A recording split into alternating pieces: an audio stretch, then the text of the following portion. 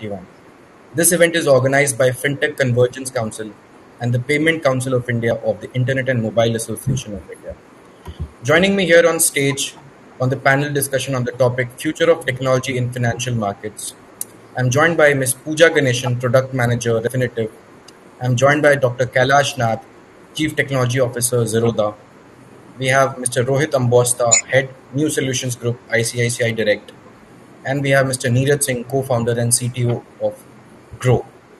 So without wasting much time, let me introduce and let me call upon Ms. Pooja Ganeshan to take over the stage as she happens to be the moderator. Over to you, Pooja. Thank you. Thank you. Thank you so much. A very good morning to everyone. Hope everyone's staying safe and healthy. As you are all aware, we're going to discuss about the future of financial markets, at least in terms of technology. Over the last few years, the financial markets have witnessed immense growth the world over, as well as in India. To many, this has been a saving grace, especially in the challenging times of the pandemic. To the fintech industry, what this has meant is an unprecedented growth in terms of customer base, in terms of new accounts, in terms of trading activity. But what's been really unique in a sense has been that we've all had to operate in a hybrid, if not in a completely remote model. So we'll be delving a little more deeper into all of these conversations. I'd like to start off with discussing, what some of us have done to essentially keep the lights on, keep the business running, and what are some of the changes that we've had to make in terms of either adopting new technology or new models to scale and to continue to cater to customers or introduce new financial products over the last few quarters. Kailash, I'd like to start with you first. Yeah, thanks, Pooja. So you're absolutely right. Completely unexpected black swan event kind of growth and changes in the industry last year. Not to mention sweeping regulatory reforms that also changed quite a bit of things. And I think the only constant here in this industry is frequent change. So again, like you said, we had to at Zerodha, we had to go full remote overnight practically last year when the lockdown started. It was a drastic transition, but we managed to pull it off, thankfully, because we had the right pieces in place, processes, structures, systems. And thankfully, despite our entire team going remote, close to 1,200 of us, we still managed to ship features, ship changes, introduce new products, scale our systems for the growth that happened. And now again, coming back to remote work specifically, after a few months, it was uncharted territories. We didn't really know how people would adopt. We didn't know how we ourselves would do. So adapt, not adopt. And we did adapt. And 6 months into the whole transition, we kind of became like a full remote company. So now we have this policy. We have our office open. If you'd like to come work there, you can work out of the office. But otherwise, forever, you're free to work from wherever. And it's been a year and a half, more than that. And things have kind of settled down. We are back in the swing of things, of changing, fixing, integrating regulations. So, yeah, bizarre year, completely changed how we work, how we think, how we communicate. But we have coped, as I'm guessing the whole industry has. So that's all I can really think of. Remote work and transition in that sense. Yeah. Thanks, Kailash. Neeraj, how has your experience and journey been at Grow? As Kailash mentioned, in these uncharted territory. Neeraj, you're on mute. You're on mute. I think you're on mute. Sorry, folks. Thanks, Pooja, for hosting us. Our story at Grow, I think we went through quite a roller coaster ride, and when we all went down for the lockdown, entire team was working from home, And initial thought was that because it's a lockdown, so it's perhaps all we need to do is just go and sit at your home and work from there. And it was a bit easier for us because we were totally born in cloud. Everybody in Grow gets a laptop, including customer support executives. To be able to work from home is just like next day you don't come and just sit at your home and work from there. But then slowly we started seeing the impact of COVID. People started getting sick. There was a time when we had almost 30 to 40% of our entire tech capacity not available. Either they are themselves having a situation, or they are helping somebody in the family, in the relatives, in the friend circle. So we were almost we kind of decided that slow down, let's not do anything, just focus on people, just make sure that whatever we have built so far, it is up and running. So nothing special. We didn't focus much on building and shipping that time. And but in between the lockdowns, because it's been a span of almost 2 years, so in between the lockdown, wherever we got the opportunity, that is where we worked hard. Another challenge during the lockdown, I'm sure everybody would have faced, is hiring. For us, we were a growing company and we needed to hire more and more people, more and more engineers. So to be able to onboard them is quite a different experience. Adding somebody new in your team who hasn't met you for months now and is working with you, ramping them up, meeting them, let them know different people, who owns product, who owns business, who they should talk to when it comes to any in case they are blocked. So that was another challenge, hiring, onboarding people, providing them tech support. What if somebody says my laptop is not working? Now he's sitting in, let's say, some village in some other state.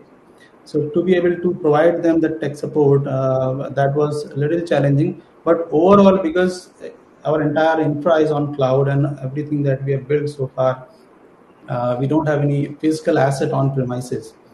So going to work from home situation, adapting to it was easier, but living through it, that journey was quite different experience, I would say, and taught us a lot of things. People now have learned how to work from home and be very, very productive.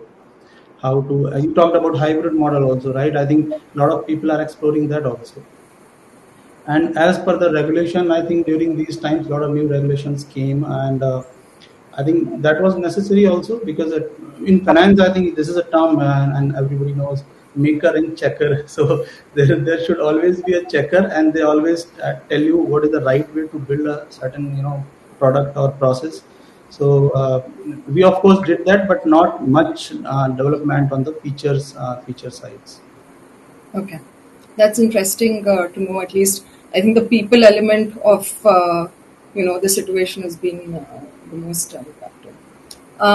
Rohit, I think your journey in the industry has been pretty much at the start, at least, transitioning from a very traditional model and going into through a whole digital transformation phase across your career. What's your take on this whole situation?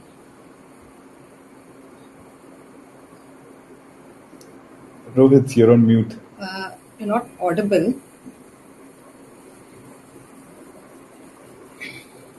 Neeraj, 40% being down is quite harrowing. Yeah, I think that was second wave, Kailash, and that was quite horrible. Rohit, we still can't hear you. Sorry. Yeah, sorry. Yeah.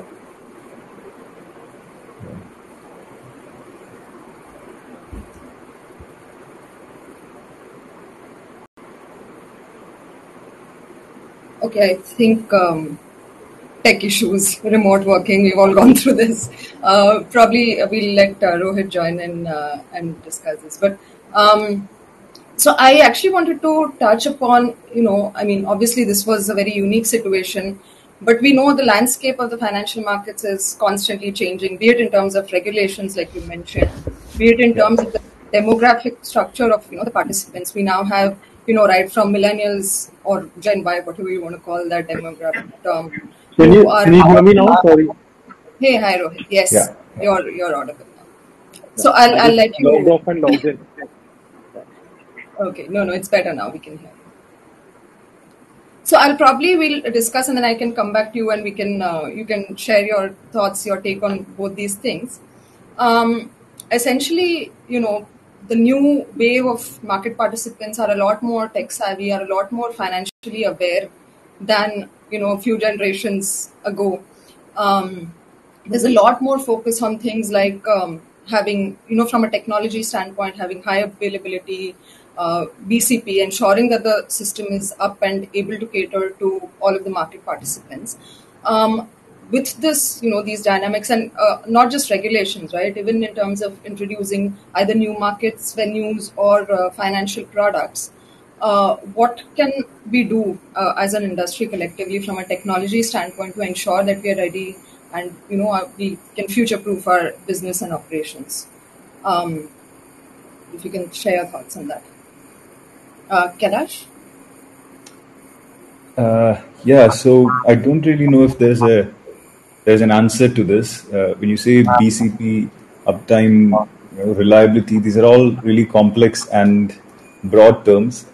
And one of the what makes, let's say, capital markets different from other financial industries like banking is the extremely real-time nature of it. Transactions happen by the millisecond, and these transactions can cause financial loss to clients, unlike a delayed banking payment, which could be an notional loss or an opportunity cost thing. So it makes it really tricky. And the other thing is, as you'd know at Refinitiv also, is the number of layers that exist for an order to hit the exchange and come back.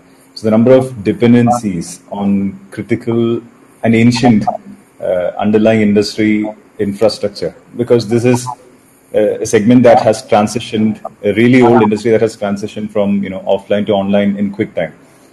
So it is really challenging. There's no one size fits all answer. I guess the way forward is for everybody involved, intermediaries, brokers, financial institutions, regulators, to be cognizant of these things and fix and incrementally improve their own systems in their own ways, so that overall, things just get better.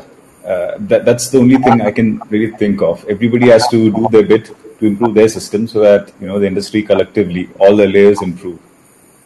Yeah. That's a good point. I think we are in the midst of change, so to speak. A lot of systems still operate on legacy modules. There's still a lot of manual work happening, while there's the other end of it that's a lot more automated and a lot more algorithmically driven, so to speak. So tying the two together and evolving this, is probably going to be a journey. Neeraj, what's your take on this? Pooja, I think technology definitely an enabler here, and because now you can scale, you can reach more and more people. And couple of years, I think it's a mix of all the technology advancement in all other areas. For example, now with the growth of telecom, people have more access to the internet.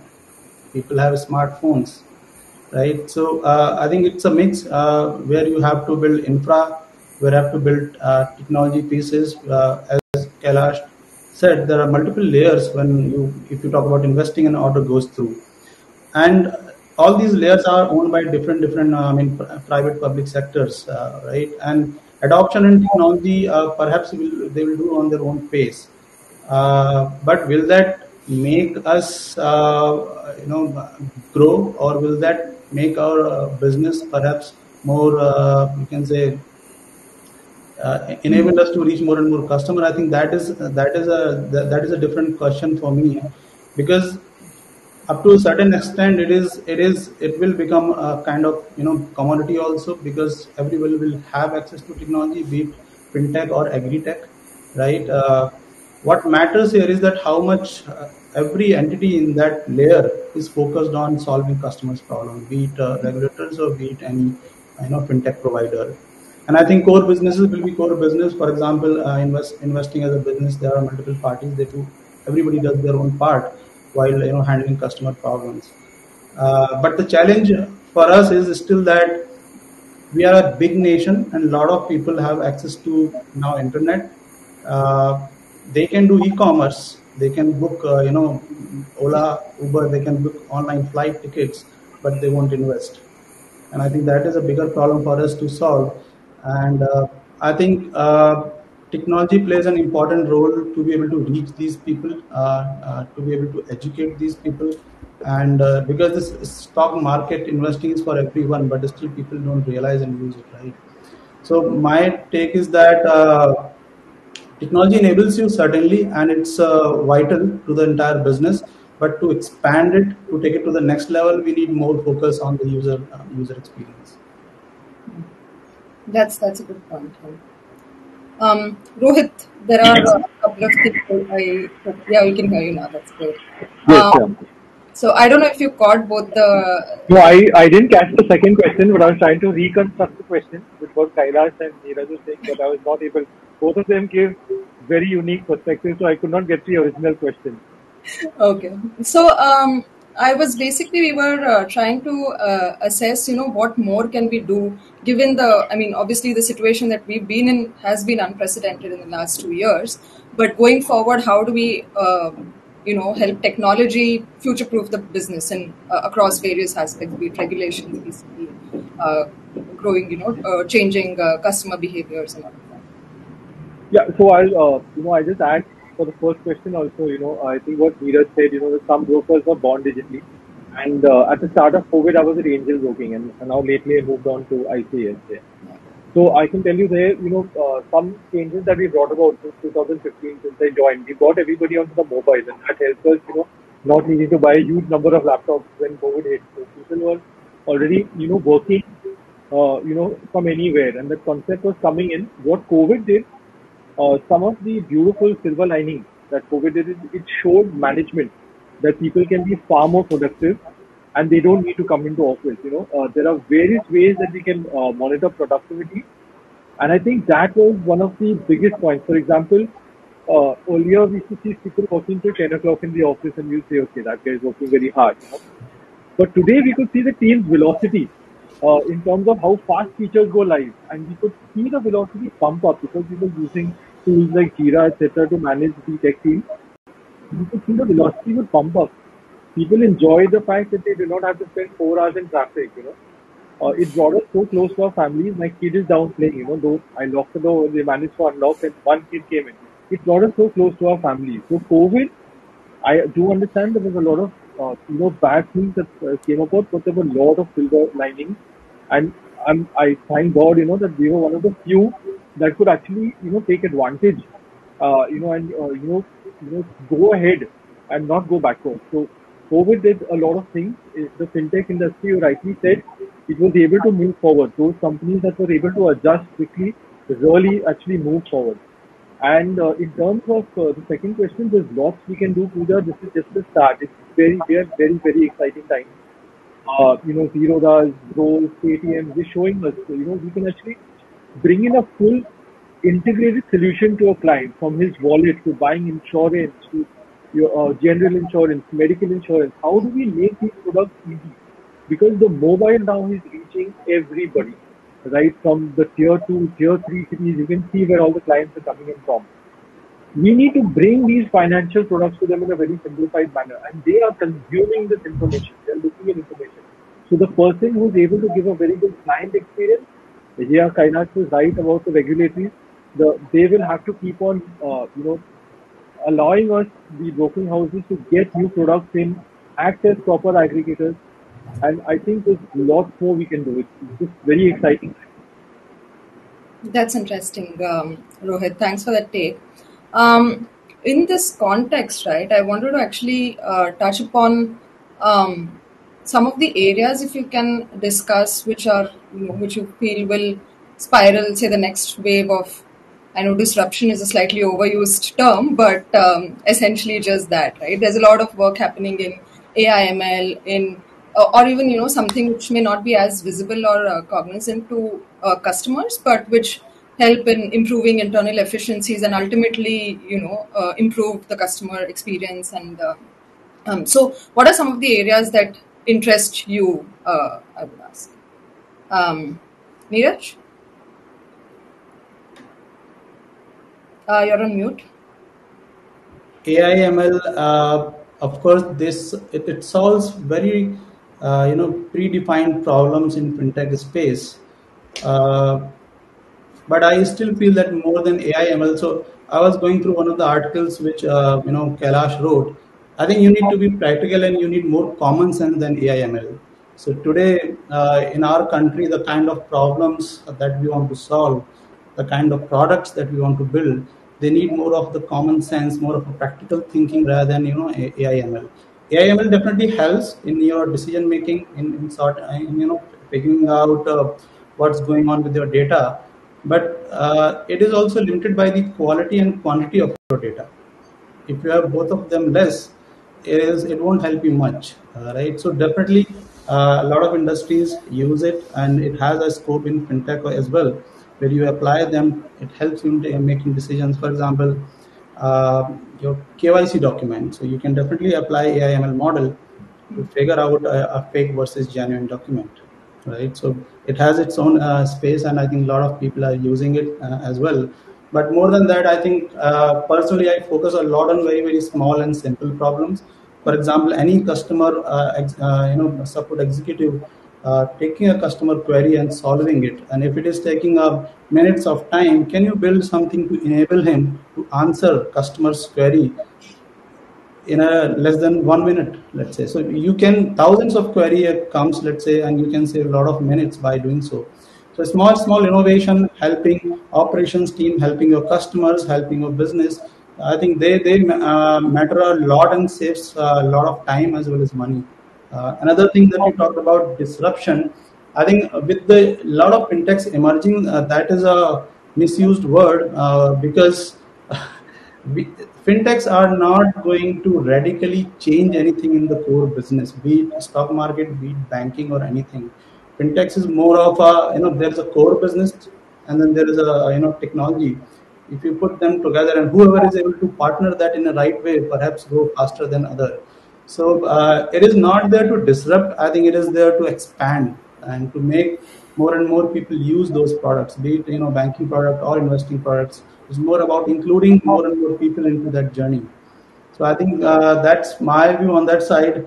And of course, I think without automation, you cannot handle that kind of scale. So a lot of automation, be it related to the movement of money or day-end settlements, reconciliations. So I think if you are dealing with millions of orders in a day, I know, I mean, in the Zerodha would be around 7 million orders per day, 7 to 8, right?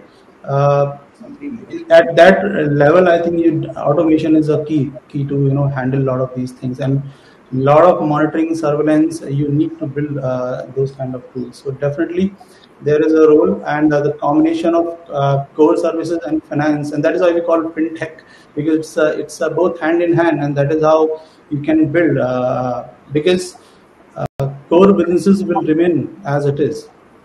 So my perception is there's no radical change we're going to bring on top of that. It mostly, enabling and making it accessible to more and more Indians is the thing that's going to happen.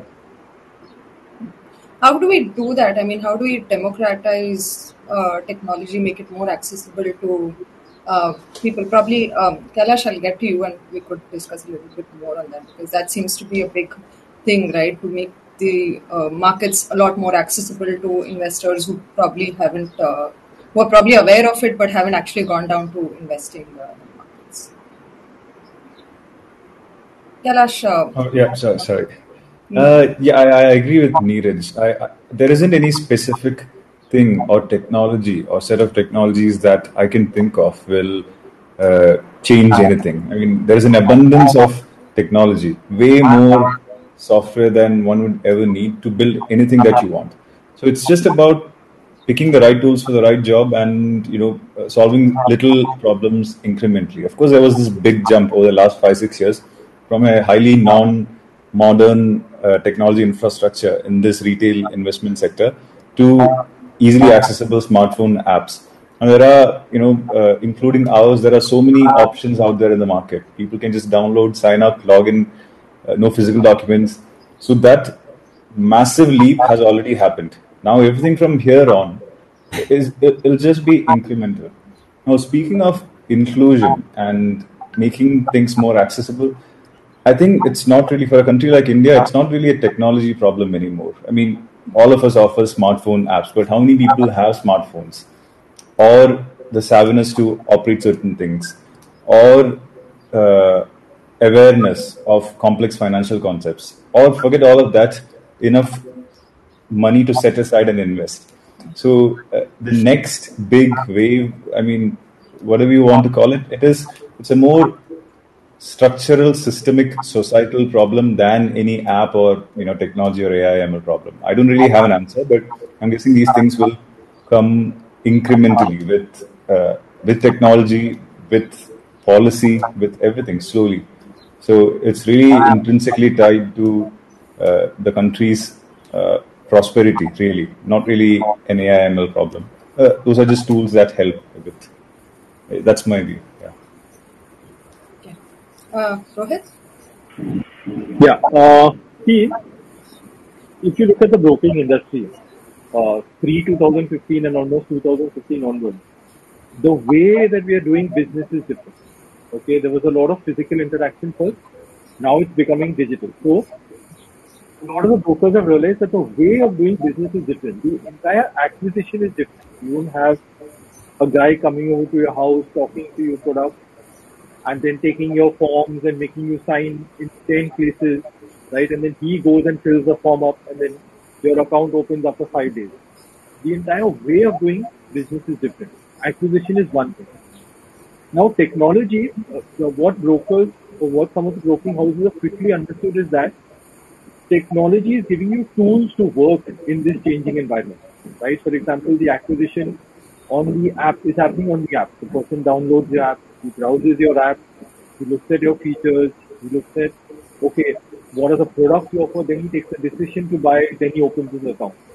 Very different way of doing business rather than someone walking into your house and then someone calling you and saying, would you like to buy insurance? A different type of business, right? So AI, ML are just tools. So you need to understand the business case. For example, I can give you some use cases that we did. If we saw that when we offer few people different, so one person, if he's offered a movie ticket, we know that, okay, this type of audience, if we give them a movie ticket, they are more inclined to open their account. If this type of audience, we give them a first trade free, they are more inclined to open their account. So AI ML was used there in how to onboard the client quickly or how to get him to put his first trade. You got it? So the entire way of doing business has changed now. And AI, ML, chatbots, blah, blah, blah, all the technology are tools.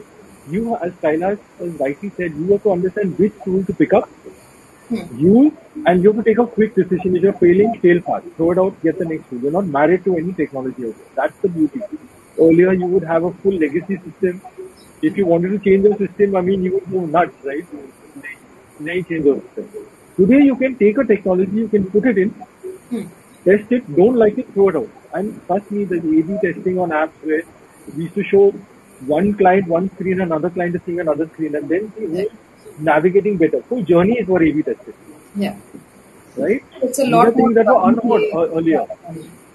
But these are the things that your employees or your tech guys have to master and deliver for the business. So get your business problems in and work with technology. So these tech guys now to get together. So a lot of technology guys, you can see Kailash, Neeraj, myself are actually now working very closely with the business. Right? It's not the old world where the business guy came in and wrote one business document and then gave it to the technology guy. Stories are written in Jira. The tech guys come say, can it be done this way? And then the story is edited and then the product comes out. The team is there giving the input. People work flatter hierarchy. There's no huge hierarchy. It's all flatter hierarchy.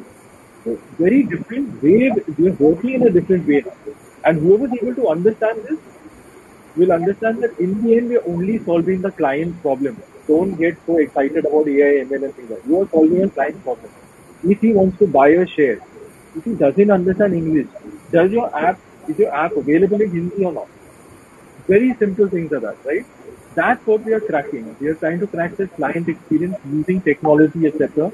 So in the end, he's able to invest, he's able to understand these products and take risks that he knows he can afford those risks. Those are the business problems that we have to solve. Just to add to it, I think a lot more effort are being made now to expand the people, make it more accessible. Now finance was always a private thing. People used to invest, they keep to that information was not much shared. You will share your selfie on social media, but you won't share everything other thing about your finances and how you invest, what is your strategy of investing. I think it is becoming more and more social now. More and more people are talking about it. You can, I don't know if you noticed how many IPO came in the last couple of quarters, and every IPO is being talked about in the social media. So now people, whether they invest or don't, but they know what is IPO. So I think it is bringing more and more awareness, and people are getting educated. You can see a lot of financial influencer on YouTube and other social media platform, sharing their knowledge, their understanding about how to invest, sort of thing, how to approach these markets, how to learn, and they're helping a lot to the first time or the beginners. You can go to YouTube. There are a lot of people talking about it. So definitely, there has been different approach in reaching out to people. As Kailash said, it's no more a technology problem. There are a lot of platforms available for a person to choose and invest through it. It's more about having a friction of how to and where to invest, sort of thing, because people don't know how to start, where to start. And I personally always say them, if you don't know, then invest anywhere you want and start with a very small amount. It is just like cost of pizza per month. So eat one pizza less and invest better, and let's see how it goes in an year. By the end of the year, probably you will gain some knowledge and assume that cost as an investment to educate yourself. You are investing in yourself, and if you are lucky enough, you will make some money also in that 1 year. So that is my approach. Rather than thinking, just do it. Start with a small amount. I think if people take it in that way, more and more people will be able to access it, and there are a lot of platforms. I think one aspect of what you mentioned, of at least people starting with a small amount and continuing to invest.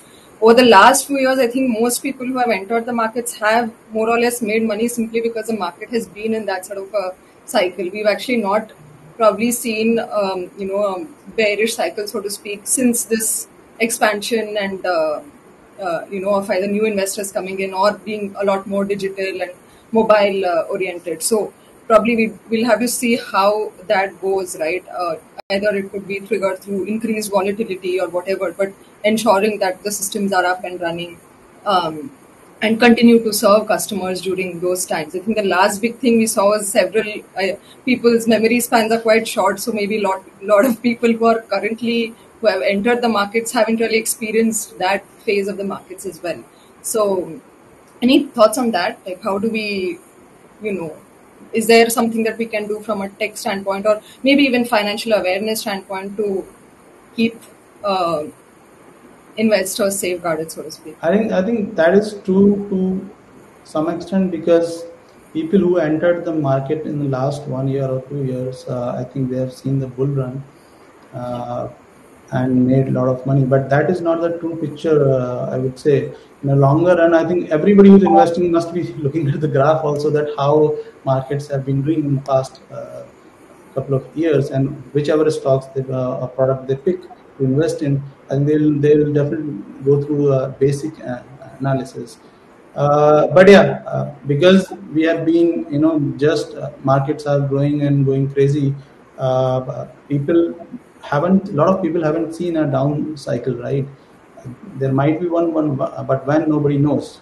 So stock markets are like, so I can see somebody ask also, like, can you solve that using tech, where to invest and when to invest? If I could solve, then, And you need to run a brokerage at all. right?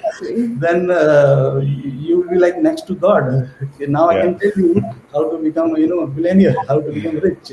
So that is something I think nobody can solve. And people, whoever is listening this, if anybody tells you that they are doing it, they can tell you when and where to invest. Just run away from there. Don't look back. because there's no such thing. It never happens, right?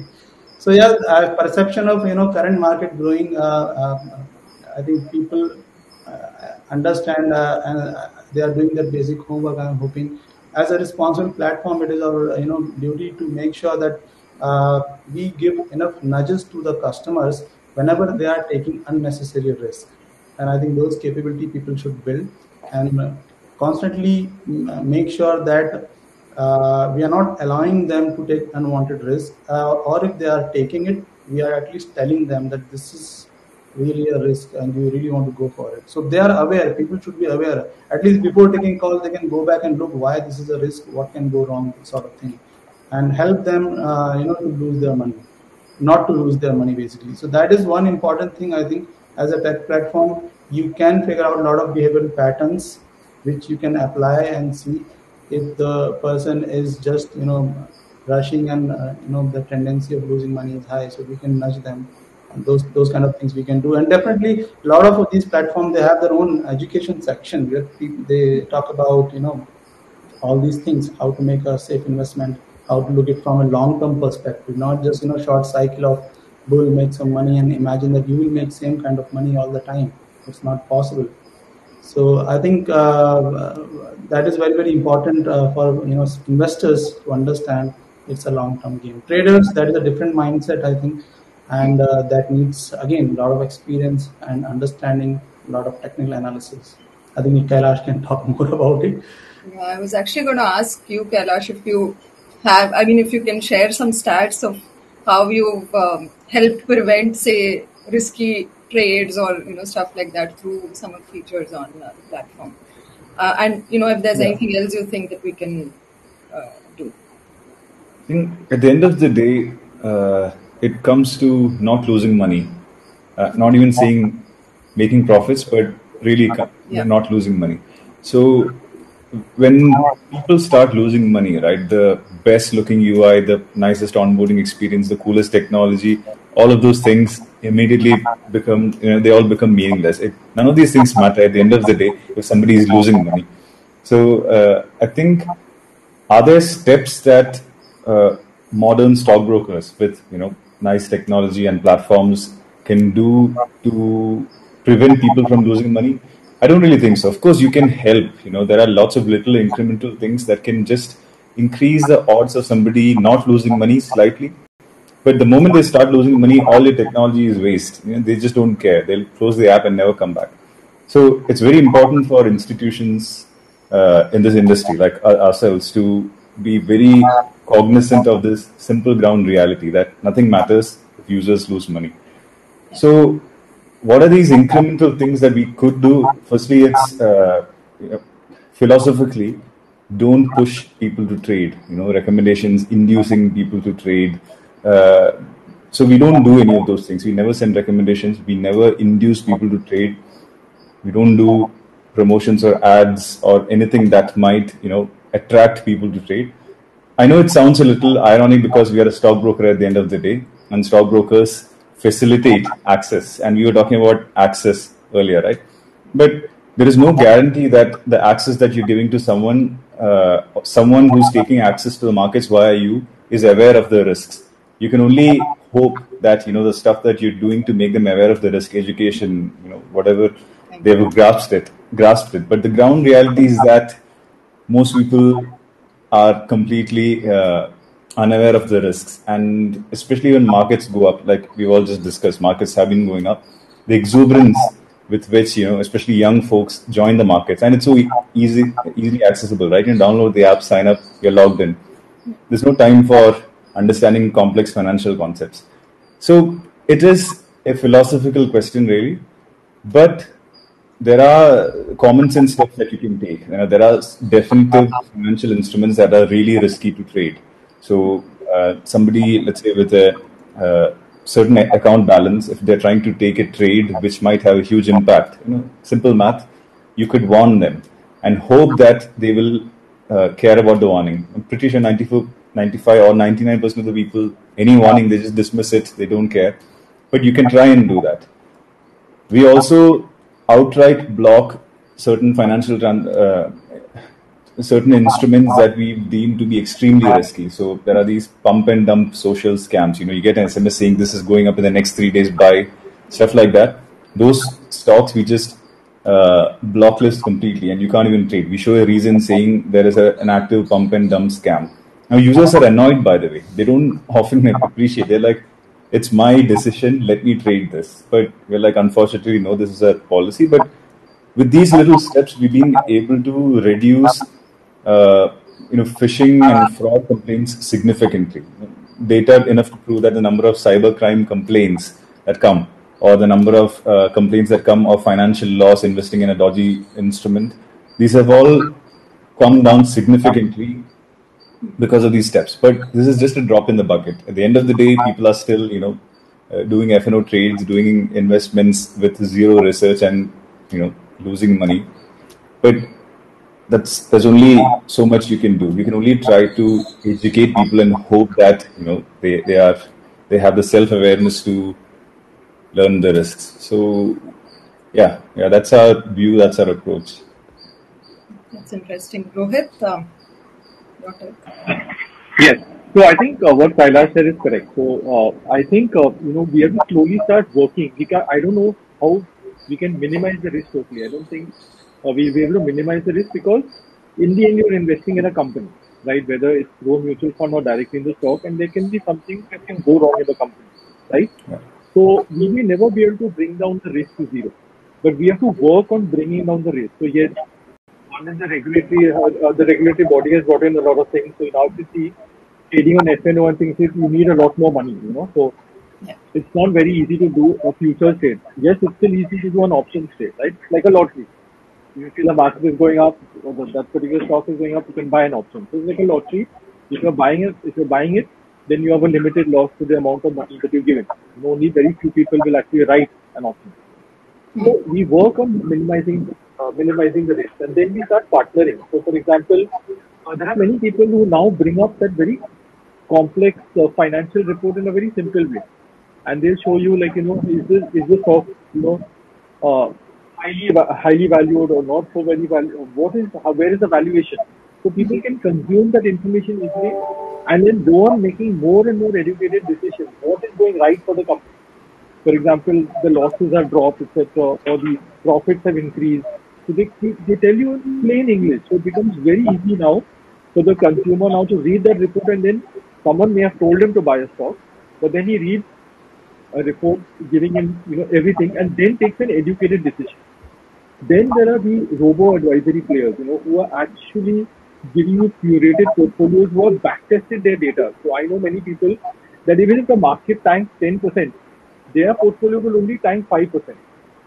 They are back-testing everything. So in a lot of cases, people are using this tech to minimize the risk. So as we keep going ahead, and if you do a decent sort of investment, your risk will start getting minimized. There's no way we will bring it down to zero, because in the end you're investing in a company. Okay, so that risk will always remain. But all these things, all these processes, the entire ecosystem is moving in a way to minimize the risk. So I think there's where we also need to concentrate on, partner with many robo-advisory and things like that, so that our clients can then look at a proper portfolio. And at the end of the day, Pooja, I'm telling you, I've been an investor since 2013, systematically investing. Even in COVID, my portfolio didn't go down so much.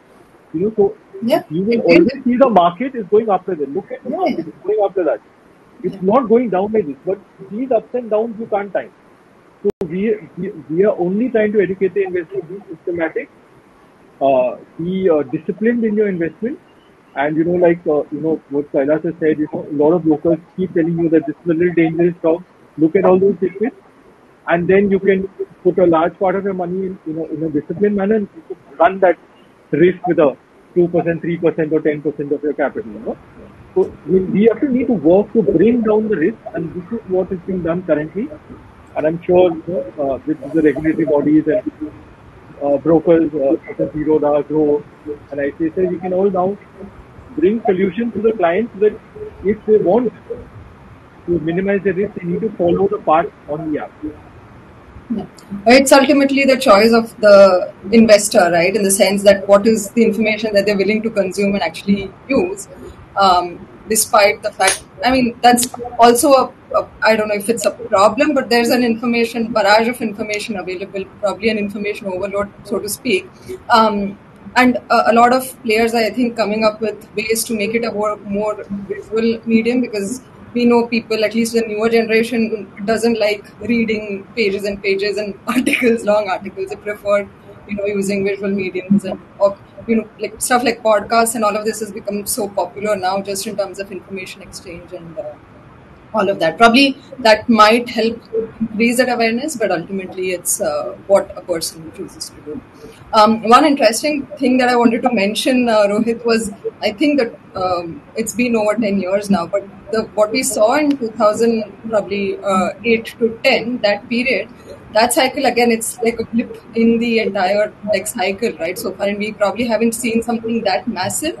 But I don't know. That's probably something that at that time also, it was a mixed reaction. It scared away a lot of investors at the time, because people ended up entering when the markets were booming, prior to the crash. But there were very few people who were actually buying or investing or entering the markets at that time. So a lot of it is cyclical. It depends on a lot of external factors, regulations. Tech is one element of it which can enable it, but. Neeraj, anything you wanted to add? I think pretty much we covered, because at the end, it is customers' choice how they want to invest. Our job is to help them with the right information, correct information wherever applicable, providing them right perception or image of risk, how much risk it is. Fraud prevention, as other folks talked about, because in fintech industry, any kind of security breach has a huge cost compared to any other industry. If you are into, let's say, food business, perhaps people will forget about it after, because some other big news will come and people after a few days making some noise on social media and they'll forget. But fintech, it's a direct impact on the people's money, on your own brand, and it is very, very important, to protect that. So of course, I think everybody invest heavily on ensuring that customers' money is protected, and all the risky decisions that customers can take, we have enough information to help them make right decisions. And wherever applicable, as I think coaching is something a lot of tech platform they don't do, including Grow. We never say you invest here or there. We do educate people. They are free to use any platform and invest in any product. I think as long as we are making sure that customers are not losing money, this market will keep growing. Lesser people will churn out of the system. More and more people will join, and eventually, if they stay longer invested, I think it's hard to lose money in longer run. I mean, very hard. I know you might see these kind of WhatsApp messages or social media messages that if your grandfather have invested some X amount in this stock, you would be a millionaire by now. And my response to those messages generally in my friend circle is, don't make the mistake your grandfather did. At least you do that now. So I think that is the kind. I mean, it's longer and it's very, very difficult to lose money if you're investing in the right companies. And I think trading is a different experience. It needs a different kind of understanding, analysis. There is of course a skill. There is of course a science behind it. People who are good at it, they are able to make money, but it's not all the time. It's definitely very, very risky. Thanks, Neeraj. I think there are a couple of questions if you guys want to pick up. I think there's a question for you, Kailash, on the chat, on the Q&A, which says, what do you think the financial services industry is missing in terms of technology? Do you want to take that up? Yeah, okay. Like I said earlier, there is no specific technology that will solve any really deep financial problems. It's just like any other problem.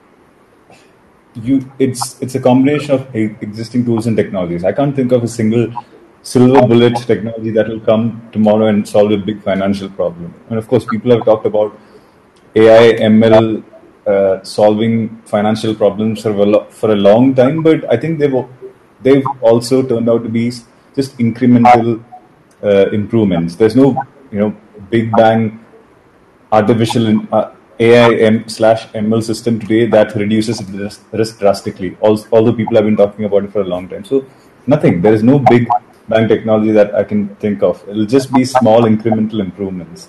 And when it comes to access to markets, we're probably even plateauing. Like I said, the last 5-6 years have been immense. We went from clunky old platforms to instant onboarding, instant investments. Beyond this, it's just going to be incremental. I saw a comment that says that quite disappointing that this is mostly market gyan and not technology. But honestly, I mean, I don't really know what specific technology you could even talk about that will change fintech forever. It's just like any other sector, just incremental improvements with commodity technologies out there. Thanks, Kailash. Neeraj, Rohit, any last thoughts before we? I think if you really want to go crazy and think about it, and especially for the tech folks who don't want only market gain, I think one of the crazy idea which I thought that can we make our stock markets 24/7. Today we have a time when market opens, then there's a time when market closes. That is a very traditional way where really market opens and closes, and then there is a holiday. But if you see how crypto is traded, it is 24/7 across the globe. All the time you can buy, all the time you can sell. That is one thing. Another thing I think we can do is perhaps real-time settlements. Today in crypto it is that way, and they use blockchain technology. We can definitely have a use case for a blockchain in finance market where you can do real-time settlements. You don't have to do.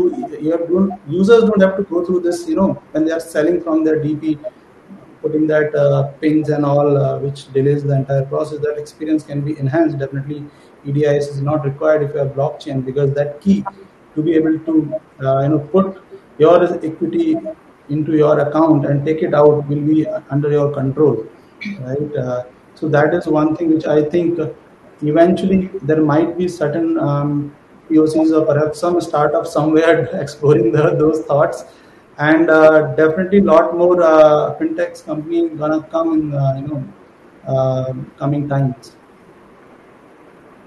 and all these things will be I think under somewhere they are under evaluation. People are investing their time, they're spending all their energy trying to apply wherever it fits in.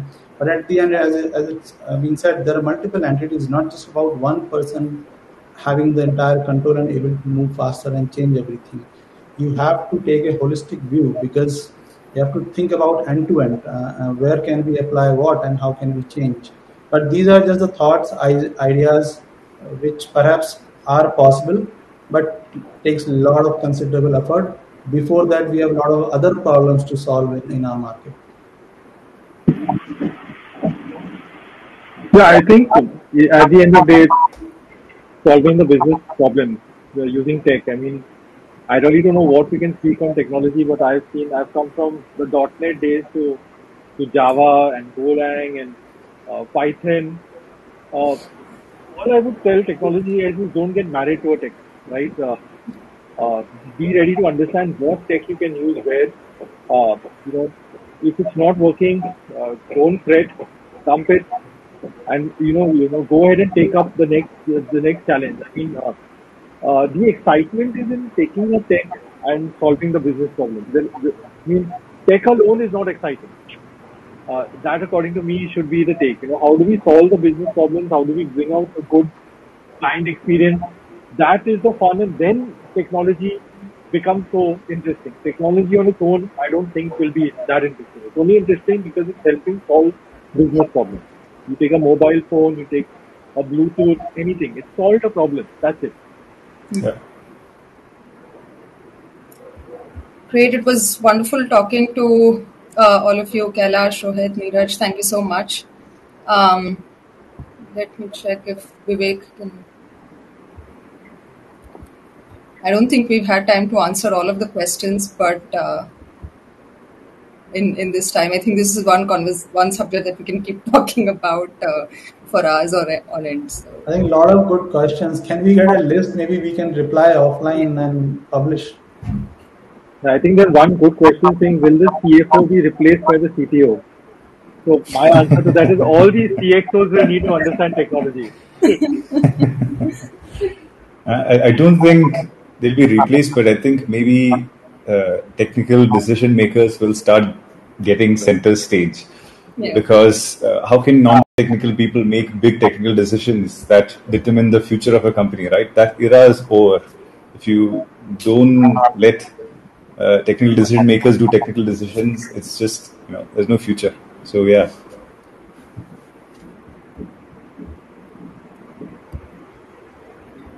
Okay, now we're getting some market questions. Huh? So what is the sector of?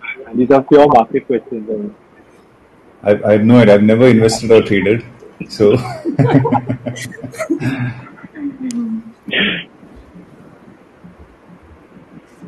So, Pooja, are we taking more questions?